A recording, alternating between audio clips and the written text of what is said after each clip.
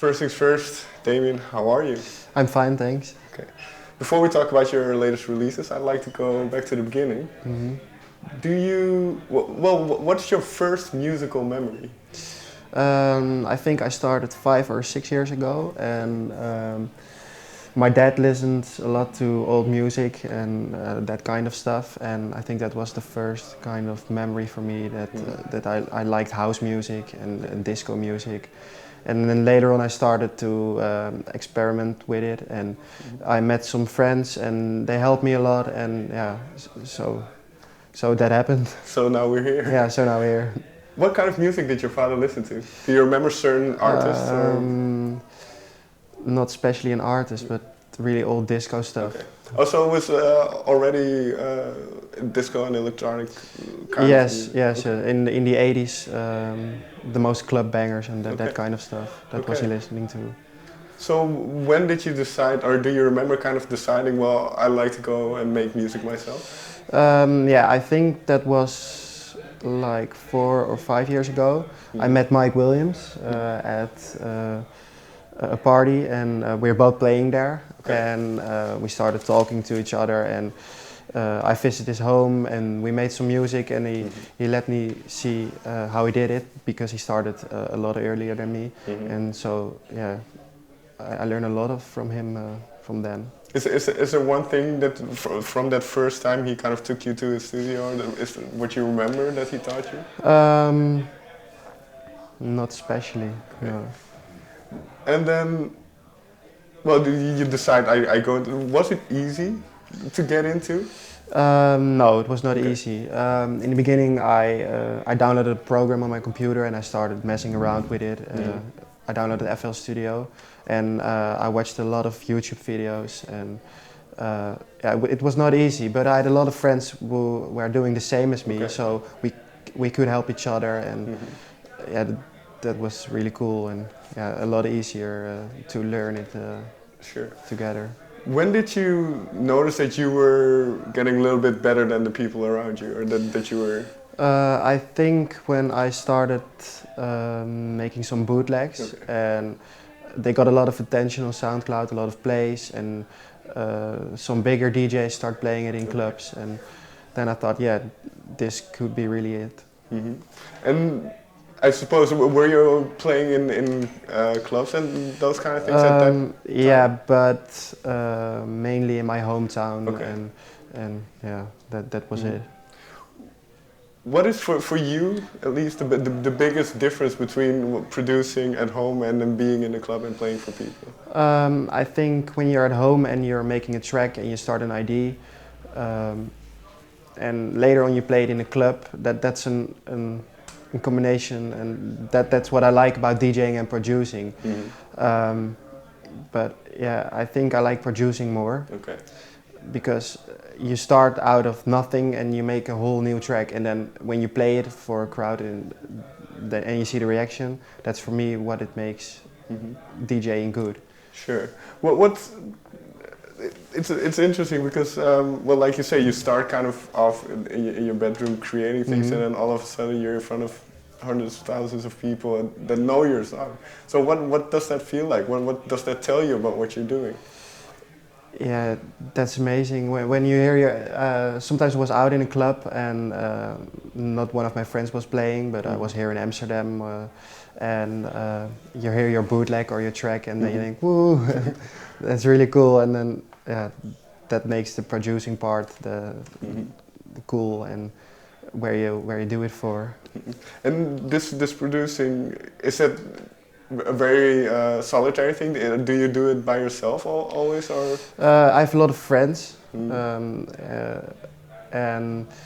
there are a lot of people that are helping me. There are singer-songwriters, people who play guitars, but I really like to have real instruments in my tracks. So they have a really cool singer-songwriter feeling, and that's what I like about music. And I try to combine the dance music and the pop industry in my latest tracks. Yeah, is that also then what you listen to? That it's not just EDM and that No, kind no, of I music? listen to R&B, hip hop, pop. I listen to everything. What is maybe one artist you've been listening to lately that people might not expect from you? Yeah, I really like Flume, but also Justin Bieber, that kind of stuff. Ariana Grande. Yeah, I like a lot of music. And like you say, is it then the songwriting kind of that you focus on, or also the production when you hear these type of songs? I think the whole song. It's not that I listen only to the production or only to the singer-songwriter part, but it's the whole song that really attracts me. And well, let me ask this: what was the first track that you released that you thought, well, now I have a good track. Now I can do this, and now I'm. I think it was a track I did together with Mike Williams. The track was called Zombie, and we released it on my birthday. And yeah, I think that was the first track that I really thought this could be something. Where did that track start? Do you remember? Mike had an idea, and he called me and said, "Well, we're gonna finish this together." And I think we finished it in 2 days or something. And the track is still online, but I never play it in my sets. Sure.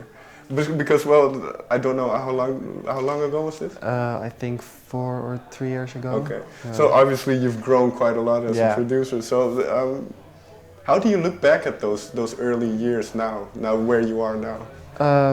Yeah, I think there were really cool years because you really could make the music that you liked, and you can put everything on SoundCloud. And now you're working really on a brand and an artist, and it's really serious. And yeah, but it's also cool. Is there, in that sense, more pressure now then? Yeah, a little bit. Yeah. But it's not. No, it's not. No. That's good. Well, you mentioned Mike Williams. You're good friends with. Is it helpful to have somebody in the industry who kind of knows what you're going through? Yes, I think so. In the beginning, when I just signed at Spin-In, he signed, I think, now a year ago or something, 8 months, a year. And in the beginning, he helped me a lot, and everything was new for me. And he just, it was not new for him, so he could tell me, you can do this and do that, and yeah. What is one tip he gave you about maybe the industry in general? Or? Really search for your own style. And never copy someone's other style, or always be yourself. When this might be difficult to pinpoint, but when did you kind of felt that you had found your own sound, or had found your? I think with my latest release, Go Home, and there are coming a lot of tracks with a different style now, and I think I'm really. Developing now a new style. So yeah, I'm really curious about what people think about it. Was that the change then? Was that a conscious thing? Did you deliberately try to do something different, or did it just happen? It just happened.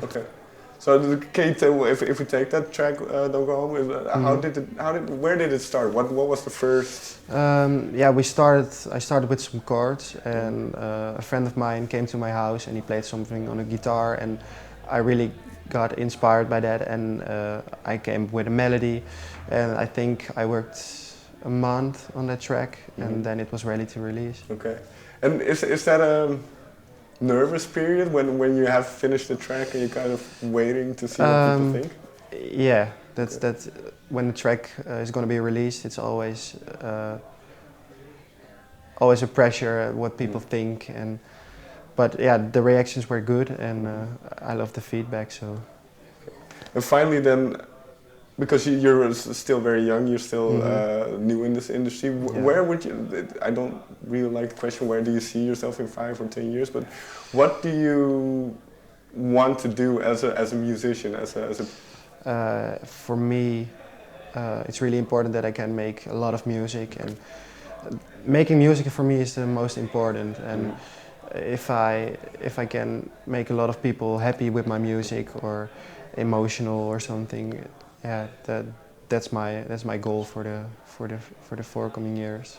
Is there already, because you've obviously you already have some releases and you've played some shows, is there maybe a reaction from somebody, from a fan or whatever that you remember? Yeah, yesterday we had a meet and greet at the Spin-In pop-up store, and together with Mike Williams I did that.